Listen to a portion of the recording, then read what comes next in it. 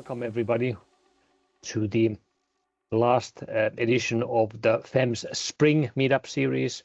So don't worry, this is not the last meetups all in all, so we will continue the meetup series in the autumn.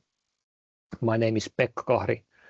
I work in Helsinki University Hospital and I am the coordinator of the FEMS project. This spring's meetup series has consisted of three topics, where we are at the third one concerning how our work in FEMS project can help clinical trials units. All the previous meetups have been recorded and they are available on our YouTube channel. It also includes the presentations from the previous meetups held last autumn and winter. So there's already a quite nice a set of presentations available on different topics. The course of the meetup is such that I will very briefly remind you of what FEMS project is all about. And then we have a presentation of today's speaker. And then we have a Q&A session and discussion, interactive part in the end, where I encourage you then to even turn on your cameras and participate in a discussion. The recording will be stopped at that time. So only the presentation part will be recorded and shared on YouTube, so you can be relaxed to the last part of the discussion. So just a quick recap, why FEMS? Why did we start the FEMS project? We are working around topics of data sharing in pediatric healthcare. Pediatrics is characterized by small number of often complex or rare disease patients. And in each country, even a big country, so it might be that the numbers, patient numbers that are available in each of these patient groups is relatively small. So in order to make any scientifically valid and statistical power research, we need somehow to increase the numbers. And as we know that nowadays in the era of GDPR, the sharing of sensitive patient data and transferring it, especially cross borders, is extremely difficult, if not impossible. So we need to find new solutions for this. Also, pediatrics is an area where there are quite a lot of new and expensive therapies that are brought to the market.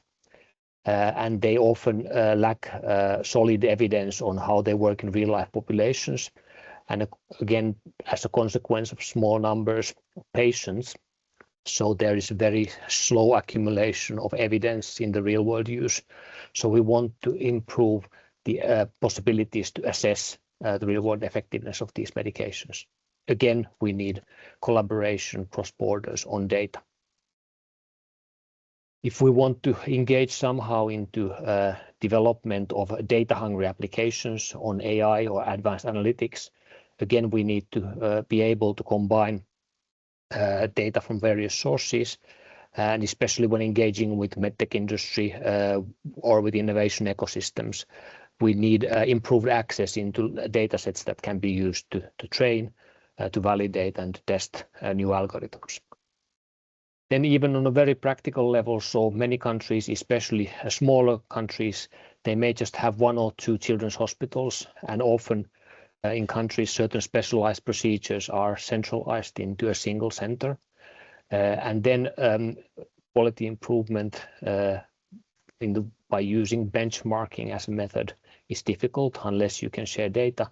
And we want to build now approaches where these specialized centers can do benchmarking and improve their performance and efficiency and quality of patient care by benchmarking, again needing collaboration and data sharing capabilities. Motivation, so we applied for a grant in the Horizon Europe program and were granted a 7 million euro funding for a consortium of pediatric hospitals, universities, technology companies, and specialized professional services companies. And we work together on a 3-year project, which is now just past the half mid-mark. So we are working together under the coordination of HUS Helsinki University Hospital in Finland, Other participating hospitals are Erasmus Medical Center in Rotterdam, the Netherlands, Great Ormond Street Hospital for Children in London, UK, and Sant Joan de Déu Children's Hospital in Barcelona, Spain. Also Mayer Children's Hospital in Florence, Italy, and Riga Clinical Children's University Hospital in Latvia is joining our participating in this project. Then we have technology companies, Tietoevry, Finnish IT company, Veil.ai, small company specialized in privacy-enhancing technologies. Aridia, a Scottish company developing trusted research environments for data sharing and data analysis. The Hive, who is a Dutch specialized company in data harmonization. And then Genesis Biomed, a consultancy company from Barcelona, where comes in fact our today's speaker, who is Asier Gonzalez, a consultant at Genesis Biomed. He is a biomedical engineer with experience in digital health and bioinformatics and data science experience.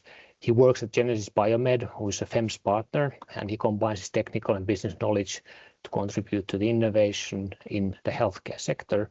And today, Asier will talk about the collaboration around data serving a clinical trials unit. I give the floor now to Asier for your presentation. Please, Asier, the floor is yours. Okay, so hello everyone. Thank you for this warm introduction, Pekka. Welcome also from my side to this last spring meetup.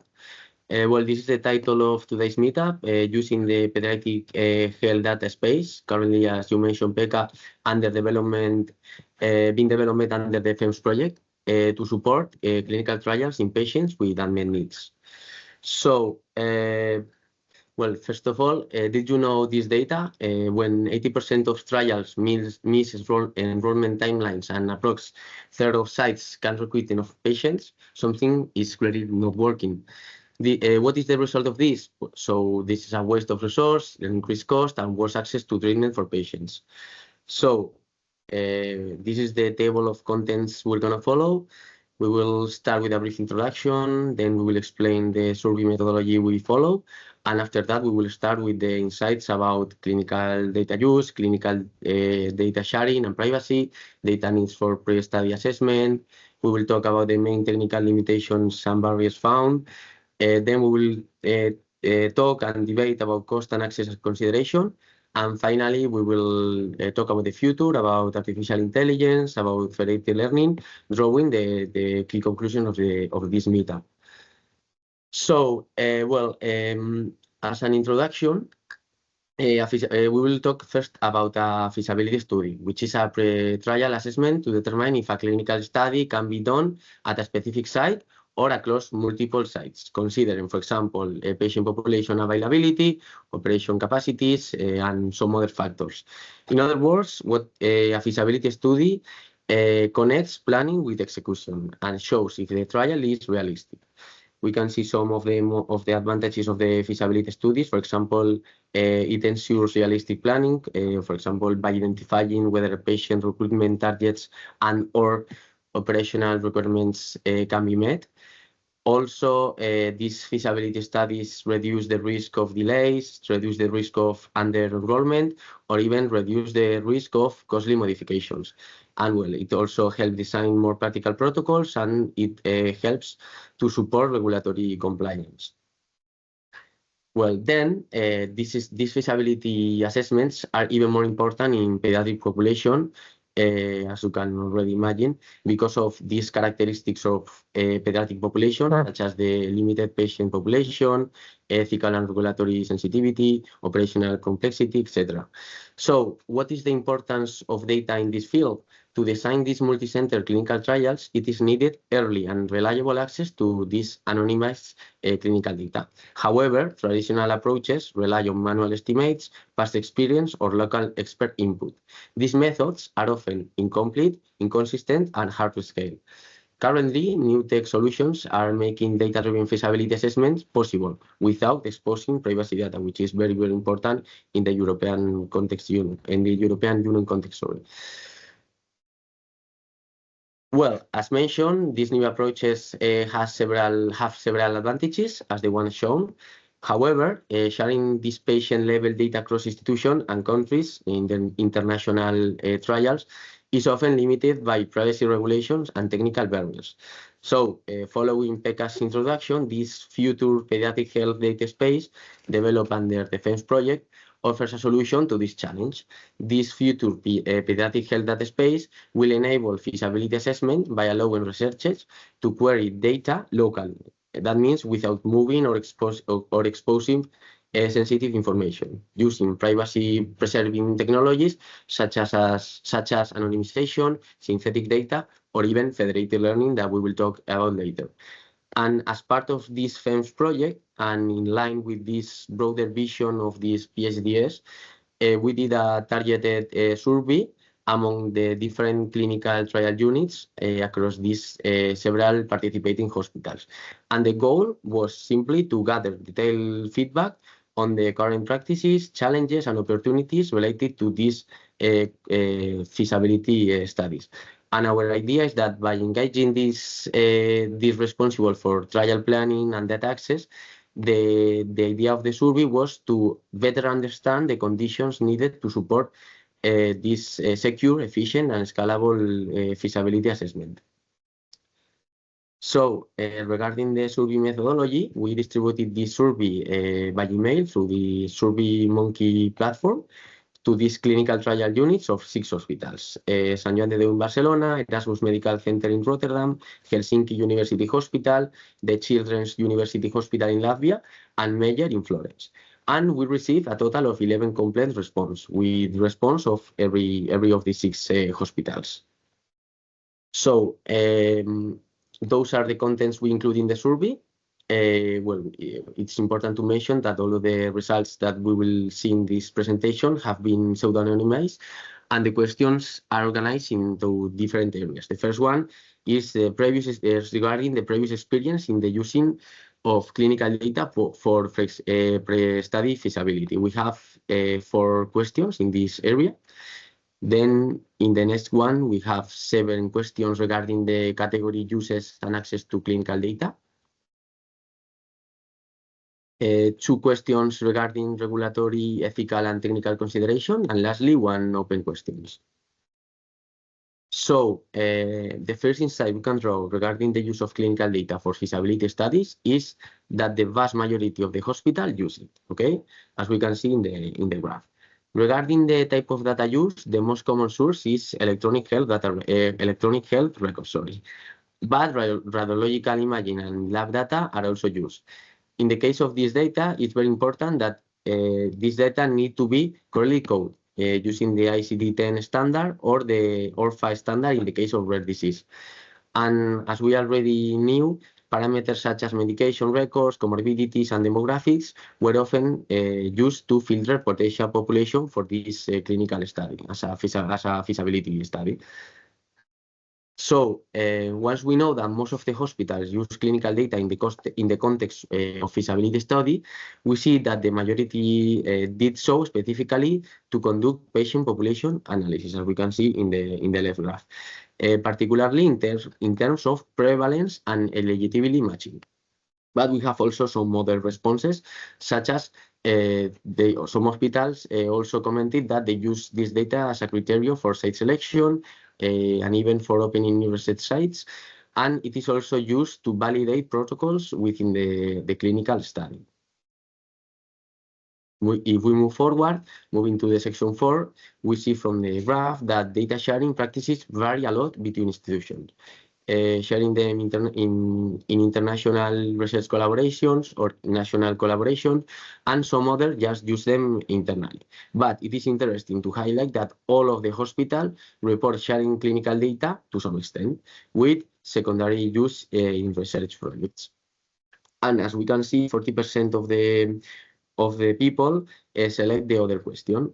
And with regard to these people, we see that they gave us some insights. For example, that data sharing depends on the study protocol and data sharing agreements. And we anticipate one idea that we will see in the presentation, that this data sharing is done only under formal agreements and with the appropriate safeguards. Then we see that some institutions share the identified data internally and only aggregated or pseudonymous data externally. Okay, so those are the most important insights about this question. Then, as seen in the left graph, almost all institutions only share clinical data and under specific conditions involving a formal data sharing agreement always. And with regard to the experience in sharing clinical data for feasibility assessment, on the right graph, not all the centers has this experience, and those that do highlighted that requests come from Rare Disease Network. Okay, so if we move forward regarding the data sharing, the data access process is highly regulated. As mentioned, it is never automatic. As mentioned in the previous slide, it always requires formal approval processes, and depending on the context on an institution, is more or less complex. And once the data access formal approval process is fulfilled, the data is shared under a very controlled condition, using, if needed, infrastructure to ensure privacy. This data is often shared, aggregated, or pseudonymized, and sometimes they use like private platforms such as Trinity. And this last insight is that always institutions retain control over the data share. That means that, for example, data is not shared if the sites decide not to continue in the clinical study. So the data belongs always to the institution. Sorry. So regarding the GDPR challenge in multi-site pediatric trials, we saw that there are not many challenges with data if it's fully anonymous. However, there are main challenges in international multi-site trials. That means sharing data outside the European Union with too much bureaucracy, being that very complex and very expensive. And lastly, talking about pediatric trials, often it's difficult to obtain and to manage these informed consents. And sometimes, well, this is a very specific case, but sometimes dual parental consent is required in the case of, this could be a barrier in the case of separated parents. And also, we saw that there are complexities with law interpretation, with example of the Dutch context. If we move forward, this slide summarizes the key data needed for pre-study feasibility assessments. So this slide highlights the importance of a structured, detailed clinical data, such as ICD-10 and ORFA standard codes, with more other data such as genetic information or lab results. It is also very important to have demographic details like patient numbers, age, gender, and inpatients or outpatient status. And finally, it is crucial to include operational data such as hospital capacity and patient outcomes. And as a conclusion, together these data points allows us to evaluate if a site can support a clinical trial, especially in this in this context of pediatric or rare disease, rare disease. Sorry. So, talking about the main problems and barriers city units face, we have three main problems. The first one are the limitation with ICD-10 codes for patient identification. They are not often sufficient to identify patient, even worse in patient with rare disease. These codes could be sometimes too broad or missing. And this problem leads to false negative and to false positive in the inclusion of patients, which also leads to a delay in the selection of the cohort and to a delay in the feasibility assessment. And well, the survey responders gave us some potential solutions to improve this process. For example, they recommend us combining different data sources such as lab results, such as procedure codes, clinical notes, to get like a clearer picture. And also these city units highlighted also the need for tools that can quickly analyze text from medical records. And by doing that, we will be able to a faster data processing. Then we will move to the second problem, which is lack of an structured data access. In many hospitals, patient data is in different systems, and it is not easy to access the data in a structured way.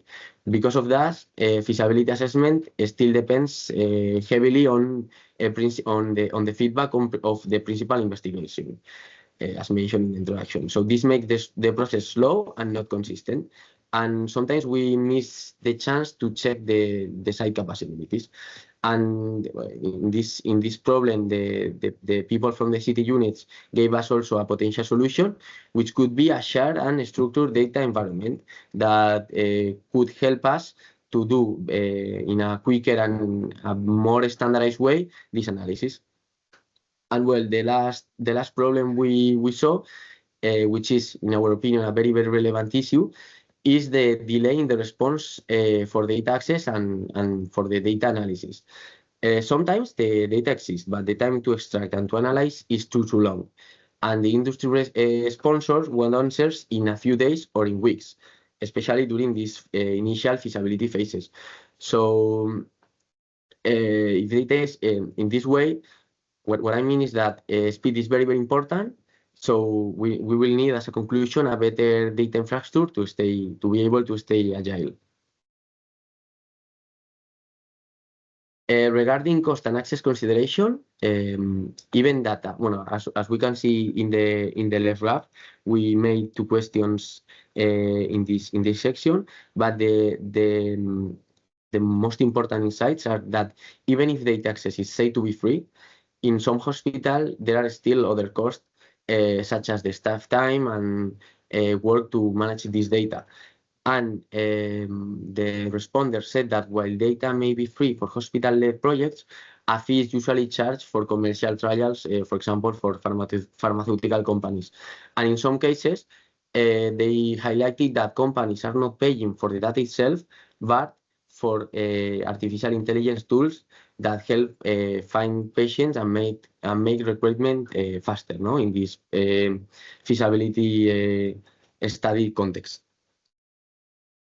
So if we talk about the future, if we talk about artificial intelligence and federated learning, as we can see in the left graph, despite the revolutionary potential of artificial intelligence and federated learning in many fields, in these city units also, these technologies have not yet reached the hospital context for the feasibility analysis.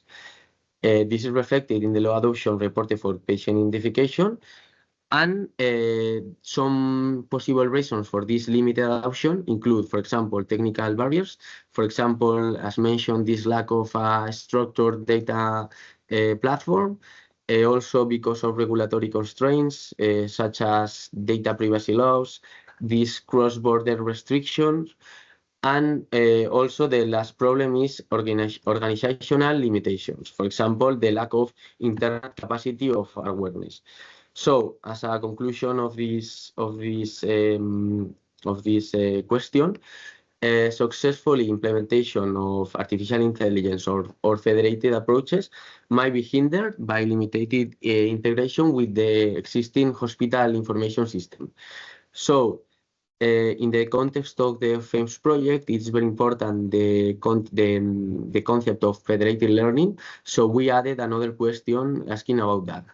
And regarding this federated learning, the majority of respondents consider federated learning to be a promising and practical approach for this international pediatric research, with some very important strengths, such as that it protects patient privacy, ensuring that data remains stored locally. It also promotes collaboration between countries and between institutions, and it addresses two key challenges in these cross-border trials, such as to be able to locate eligible patients for study, and the other major barrier that it overcomes is to be able to estimate the total number of patients who meet these eligibility requirements. However, there are some barriers and concerns, such as the technical limitation, this lack of a structured and interoperable data system across the different sites. There are also some administrative hurdles, such as this need for complex data sharing agreements. We have also concerns about the data quality risk, such as duplicate records across the sources. And also, we have a barrier that could be this artificial intelligence reproducibility, a very known problem in data-driven models. So, talking now about the key conclusions of this small presentation, we saw what is a feasibility study, which are essential in pre-trial tools, which is, a very essential pre-trial tool, and help us to evaluate the site readiness, the patient availability, and this regulatory fit in the context. Also, we saw that the use of clinical data for feasibility analysis is widespread, but the methods vary a lot among the different hospitals. We also saw that the key limitations now are structural and not conceptual, and we saw the most important challenges regarding this pre-study feasibility assessment.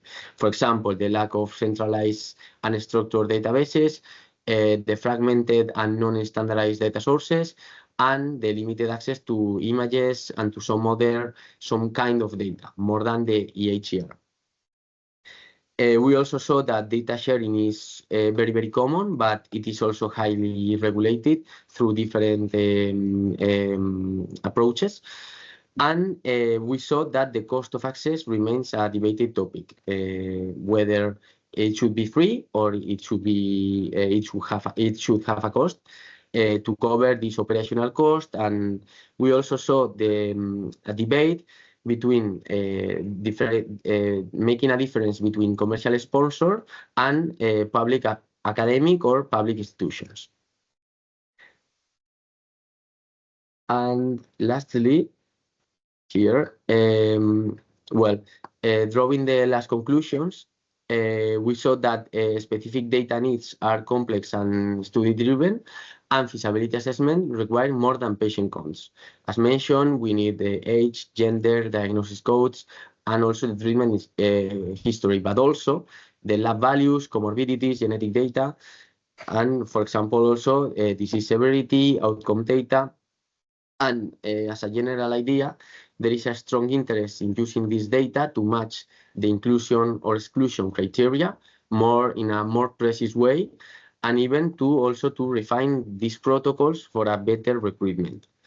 Also, talking about the federated learning, it is seen as a very, very promising technology, but it is not widely implemented because of the problem of the several challenges we have currently. And also, we have that feasibility data has a very, very strategic value, and some institutions use it to assess competitiveness and to prioritize trials in one site or in another, and to guide protocol design. Lastly, talking about the PHDS context, there is a strong support for building this federated pediatric data network to enable secure, standardized, and scalable cross-border research all around Europe. And that was the presentation. We have put here some questions we consider that are interesting, and also we would like to create a debate, because the results of this debate could be useful for us for the next steps in our work. So thank you so much for your attention, and that was everything.